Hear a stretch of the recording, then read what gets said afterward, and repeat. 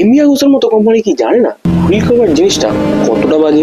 এর পিছনে কি কোনো সিরিয়াস ইঞ্জিনিয়ারিং লুকিয়ে আছে? তো চলো জেনে নেওয়া যাক। Local wheel cover ABS plastic আর নয়তো ফাইবারের তৈরি হয়ে থাকে। নাট বোল্ট দিয়ে আলাদাভাবে ইনস্টল করতে হয়। হাই স্পিডে তোমার বাইক আনস্টেবল হয়ে যাবে। এয়ার ফ্লো ব্লকেজের জন্য ব্রেক ফেলিয়ার হবেই হবে।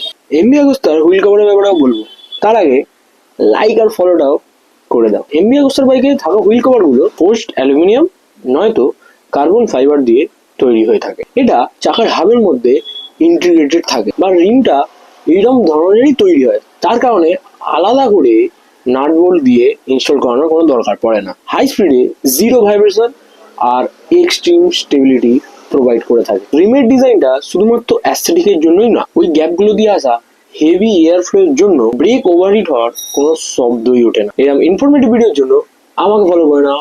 দেখা হচ্ছে নেক্সট ভিডিওতে। জয় হিন্দ, জয় ভারত।